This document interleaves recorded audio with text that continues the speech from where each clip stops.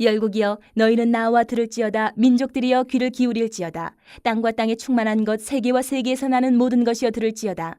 대저 여호와께서 열방을 향하여 진노하시며 그들의 만군을 향하여 분내사 그들을 진멸하시며 살육당하게 하셨은즉 그 살육당한 자는 내던진 바 되며 그 사체의 악취가 솟아오르고 그 피의 산들이 녹을 것이며 하늘의 만상이 사라지고 하늘들이 두루마리같이 말리되 그 만상의 쇠자나무 포도나무 잎이 마름 같고 무화과 나무 잎이 마름 같으리라. 여호와의 칼이 하늘에서 족하게 마셨은즉 보라 이것이 에돔 위에 내리며 진멸하시기로 한 백성 위에 내려 그를 심판할 것이라. 여호와의 칼이 피 곧 어린 양과 염소의 피에 만족하고 기름 곧 순양의 콩팥 기름으로 윤택하니 이는 여호와를 위한 희생이 보스라에 있고 큰 사륙이 에돔 땅에 있음이라. 들소와 송아지의 수소가 함께 도살장에 내려가니 그들의 땅이 피에 취하며 흙이 기름으로 윤택하리라.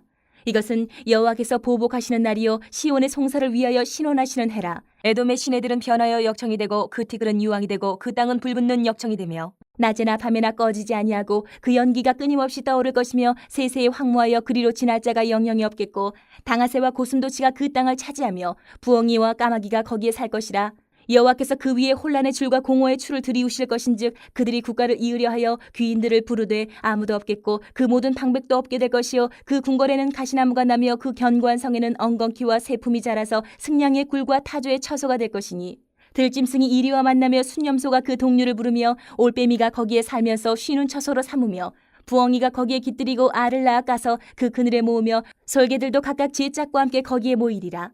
너희는 여호와의 책에서 찾아 읽어보라. 이것들 가운데에서 빠진 것이 하나도 없고 제 짝이 없는 것이 없으리니 이는 여호와의 입이 이를 명령하셨고 그의 영이 이것들을 모으셨습니다. 여호와께서 그것들을 위하여 제비를 뽑으시며 그의 손으로 줄을 띄어 그 땅을 그것들에게 나누어 주셨으니 그들이 영원히 차지하며 대대로 거기에 살리라. 이사야서 34장을 우리가 쭉 같이 나누어 읽었습니다. 듣기에 사실 편안한 말씀은 아닙니다. 그 내용들이 하나님께서 열방을 심판하시고 특별히 에돔을 황폐하게 하시겠다는 아주 그냥 세부적으로 하나하나 구체적으로 말씀하신 무서운 심판의 장면들이 이어지고 있는 내용이 이 이사야 34장입니다. 그런데 이 말씀을 하신 목적이 뭘까를 살펴보면 그냥 단순하게 너 이제 심판받으니까 두려워해라 이게 아니라는 거죠. 이 모습을 통해서 우리가 발견하는 것은 세상의 악과 교만이 영원하지 않다. 역사의 마지막 주권은 하나님께 있다. 이것을 명확하게 보여주는 장면인 거예요. 오늘 이 본문에 등장하는 에돔이라는 이 나라는 유다 나라의 고난을 외면하고 오히려 하나님의 백성인 유다를 대적하던 나라의 대표적인 하나님을 대적하는 교만한 백성의 대표적인 상징으로 나타나는 것이 에돔이에요. 그리고 에돔뿐만 아니고 오늘 말씀에 하나님은 모든 열방에게 다 말씀하셨어요. 그래서 1절에 열국이여 이렇게 시작하시죠. 열국이여 너희는 나와 들을지어다 이렇게 합니다. 하나님의 심판, 하나님의 통치는 어느 한 민족에게만 이렇게 제한되어 있는 게 아니다. 땅과 세계와 그 가운데 있는 모든 것이 하나님 말씀을 다 들어야 된다. 그래서 하나님의 그 모습들, 성품들을 오늘 심판주로 오시는 그 하나님의 모습을 한 번 더 살피기를 바랍니다. 먼저 하나님께서는 세상의 모든 교만을 반드시 심판하십니다. 반드시 교만을. 금방 읽은 것처럼 1절에서 하나님은 열국과 모든 민족들을 불러서 말씀을 들으라 이렇게 선포를 하세요. 그리고 이어지는 2절에서 이렇게 이야기하십니다. 여호와께서 열방을 향하여 진노하시며 열방을 향해서 진노하신다. 여기서 우리는 하나님께서 단지 그냥 이스라엘 한 나라의 어떤 신이시다. 그게 아니고 온 세계의 온 세상의 주권자시다라는 것을 보게 돼요. 우리는 사람이 힘이 있으면 내가 좀 힘이 생기면 영원할 것 같이 착각하고 살아갈 때들이 있어요. 권력이 생기면. 국가도 마찬가지고. 권력이나 군사력, 경제력 이런 것들이 생기면 자기가 이 역사의 이 세계의 주인인 것처럼 우리가 착각하고 살아갈 때가 있어요. 개인도 마찬가지죠. 어떤 재물이나 능력이나 지위가 생기면 그게 꼭 영원할 것처럼 우리가 이렇게 착각할 때가 있는 것 같아요.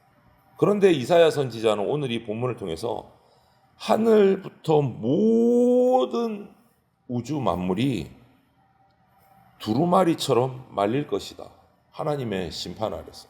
어느 하나도 피해가지 못한다는 거죠. 우리 인간이 가장 견고하다, 영원하다, 이거는 누구도 못 이긴다 하는 그것조차도 하나님 통치 아래에 있다, 이 말이에요. 정말 우주적인 표현을 하신 거예요. 그냥 하나님의 심판이 한 나라 어떤 정치적인 너 내 말 안 들었으니까 혼나봐, 그게 아니고 하나님이 창조하신 이 전체를 다스리고 계시는 분은 하나님이시다. 하나님의 왕권을 드러내는 말씀이에요. 그렇기 때문에 하나님의 자녀된 저와 여러분들 성도는 세상의 힘과 권력을 두려워하기보다는 창조주 하나님을 경외해야 된다라는 거예요. 오늘 우리에게 닥쳐오는 여러 상황들이 너무 커 보이고 그런 것 같아도 그게 마지막이 아니다라는 거예요. 직장에서든지 어떤 개인적인 경제 문제든지 전부 다 모든 문제가 하나님 손 안에 있다. 하나님 손을 벗어나지 못한다라는 것을 우리가 기억을 해야 돼요. 그래서 오늘 우리가 기도할 때 세상이 아니라 하나님이 마지막 말씀하시는 주권자이시다라는 것을 기억하고 하나님 앞에 엎드려 기도해야 되는 거예요. 두 번째로 하나님은 교만한 자를 심판하시고 나서 자기 백성의 억울함을 기억하고 그 억울함을 풀어주십니다. 5절부터 보면 이 열방을 향해 외쳤던 하나님의 그 이사야의 말이 에돔에게로 딱 초점이 맞춰져요. 에돔에게로. 8절이 특별히 중요한데 이것은 여호와께서 보복하시는 날이요 시온의 송사를 위하여 신원하시는 해라. 이렇게 8절에 기록을 합니다. 에돔은 사실 멀리 위로 올라가 보면 에서의 족속이에요. 이스라엘과 혈족이에요. 피를 나눈 족속이에요. 조상들을 따지고 올라가 보면 이스라엘이 같은 피 안에서 같은 조상 가운데서 내려왔는데 이스라엘이 어려움을 당할 때 돕지 않습니다. 오히려 길을 막고 대적을 해요. 민수기 가서 보면.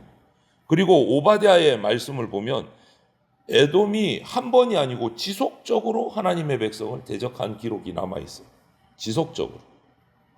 그런데 하나님은 그 모든 것을 잊지 않고 다 기억하고 계셨던 거예요. 에돔이 같은 혈족인 이 이스라엘 민족을 계속해서 괴롭히고 대적하고 방해했던 것을 다 기억하고 계셨어요. 그래서 여기에 보복하시고 이렇게 보복이라는 말이 나오는데 이 보복을 우리는 단순하게 인간적인 복수 개념으로 생각하면 안 돼요.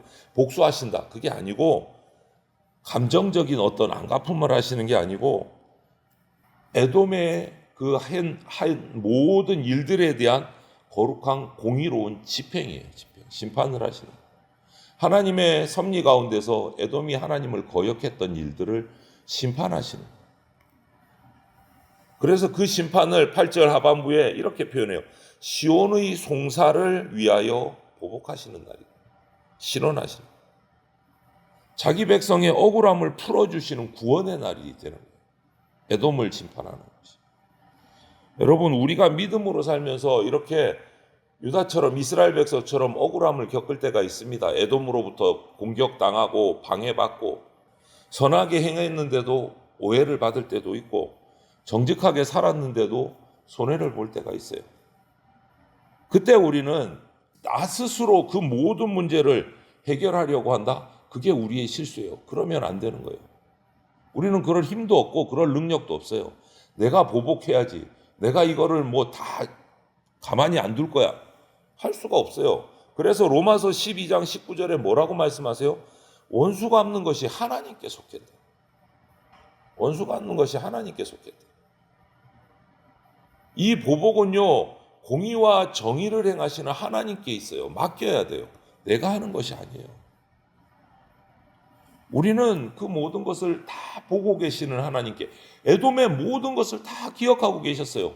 유다에게, 이스라엘 백성에게 어떻게 행하셨는지 다 기억하고 계시고 때가 되니까 지금 실현해 주시는 거예요. 보복하시는 거예요. 우리에게도 똑같습니다. 내가 하나님 말씀대로 살아가면서 당했던 모든 것들을 하나님은 다 기억하고 계십니다. 그리고 우리는 그것을 하나님께 맡겨야 돼요. 하나님은요, 당신의 백성의 눈물, 억울함 잊지 않으시는 분이십니다. 잊지 않으시는 분이죠. 그리고 이렇게 말만 하시느냐? 그게 아니에요. 하나님이 하신 말씀은 반드시 그대로 이루어집니다. 오늘 본문 후반부에 보면 11절 이쪽을 보면 5절 이후로부터 그 화려했던 에돔의 땅이 황폐해지는 내용을 아주 길게 구체적으로 기록하고 계세요. 11절에 혼란의 줄과 공허의 추가 그 땅에 드리워진다, 이렇게 말씀을 하세요. 이러면서 그 이후로 그 모든 내용들을 에돔이 얼마나 엉망이 되는지, 황폐하게 되는지를 설명을 하고 계세요. 이것은 창세기 1장이 떠오르더라고요. 저는 창세기 창조하시기 이전의 모습, 혼란했더라, 공허했더라, 이 모습이 떠오르는 거예요. 혼란과 공허의 줄과 추, 하나님을 거역하면서 쌓아 올린 문명이 결국은 하나님의 질서, 하나님의 생명을 다 잃어버리고 다시 공허로, 다시 혼란한 상태로 돌아가는 거예요. 창조가 거꾸로가 역창조가 돼버리는 거예요. 하나님을 떠나면 하나님의 질서도 잃어버리고 하나님이 주신 생명도 잃어버리고 공허와 혼란으로 황폐해지는 거예요. 지금 에돔이 거꾸로 가는 거예요. 하나님이 창조하신 거꾸로. 그래서 뭐라고 표현합니까? 에돔의 왕궁에는 가시나무가 자라고 견고한 성에는 들짐승이 거하게 되고 사람들이 자랑하던 그 건축물, 문화, 권세 다 사라지고 황폐해. 거꾸로 가는 거예요. 거꾸로. 하나님 없이 세운 인간 문명의 번영의 마지막 모습이 어떤가를 구체적으로 보여주십니다. 역창조인 거예요. 여러분 기억합시다. 하나님을 떠난 인간 문명은요, 결국은 공허고 결국은 무질서, 혼란으로 갈 수밖에 없다. 그런데 이 황폐함의 묘사가 그냥 이것으로 끝나는 게 아니고 16절을 보면 16절 17절에 또 중요한 말씀이 있어요. 너희는 여호와의 책에서 찾아 읽어보라. 16절에 이렇게 말씀하세요. 에돔의 황폐를 쫙 설명을 하시고 나서 16절에 너희는 여호와의 책에서 찾아 읽어보라, 이렇게 말씀하세요. 이게 무슨 말일까요? 그 뒤에 말씀을 계속 보면 하나님이 말씀하실 것 가운데 하나도 빠지지 않을 것이다. 하나님이 기록한 책을 한번 읽어봐라. 그 책하고 지금하고 맞춰봐라, 이 뜻이에요. 심판의 말씀도 정확하게 이루어지고 구원과 사랑의 약속도 반드시 이루어진다, 이 얘기하시는 거예요. 그래서 이 말씀이 오늘 하나님을 믿는 우리들에게는 위로가 되고 소망이 되는 거예요. 한 번 말씀하시고 기록하신 것은 반드시 이루시는구나. 그게 심판이 되었든 구원이 되었든. 오늘 에돔에게 선포한 이 심판은 그대로 이루어집니다. 그리고 17절에 나오는 하나님의 구원과 사랑의 약속도 그대로 이루어져요. 여호와께서 그것을 위하여 제비 뽑으시며 그의 손으로 줄을 띄어 그 땅을 그것들에게 나누어 주셨더니 그들이 영원히 차지하며 되도록 거기에 살리라. 회복의 말씀도 해주십니다. 여러분, 세상 우리가 지금 살아가는 모습이 하나님 말씀과 다르게 보입니다. 기도해도 자녀들이 잘 돌아오지 않을 때도 있습니다. 오늘 품은 문제가 해결되지 않을 때도 있어요. 그런데 우리 소망은 그 상황에 있는 게 아니에요. 해도 안 되네. 포기. 이게 아니다라는. 이게 아니다. 말씀하신 하나님의 신실함에 우리 소망이 있어요. 여호와의 책에 기록된 것을 읽어보라, 살펴보라. 무슨 말이에요? 반드시 이루어진다. 반드시 이루어진다. 사람의 약속은 바뀌지만 깨지지만 하나님의 말씀, 하나님의 약속은 결코 바뀌지 않습니다. 반드시 말씀하신 대로, 기록하신 대로 이루어집니다. 그것이 우리가 소망이고 믿음이에요. 그래서 우리는 기도하는 거고 낙심하지 않을 수 있는 거죠. 하나님이 사랑하시는 성도 여러분, 오늘 세상의 크기보다 하나님의 크심을 우리가 바라봐야 합니다. 억울한 일을 만날 때 나 스스로 막 갚으려고 하지 말고 공의로우신 하나님께 우리는 맡겨야 되는 거예요. 맡겨. 내 현실이 힘들어질수록 더 변하지 않는 하나님의 말씀을 우리가 붙들어 가야 되는 거예요. 교만한 세상은 끝이 있고 다 지나갑니다. 마지막은 하나님의 말씀이 영원히 이루어집니다. 우리가 그것을 붙들고 오늘 하루도 말씀 의지하면서 살아가야 됩니다. 내 억울함을 다 기억하시고 때가 되면 반드시 풀어주시고 약속을 이루시는 그 하나님의 은혜와 평강이 저와 여러분의 삶, 가정, 일터 위에 오늘도 충만하시기를 주님의 이름으로 축원을 드립니다. 아멘.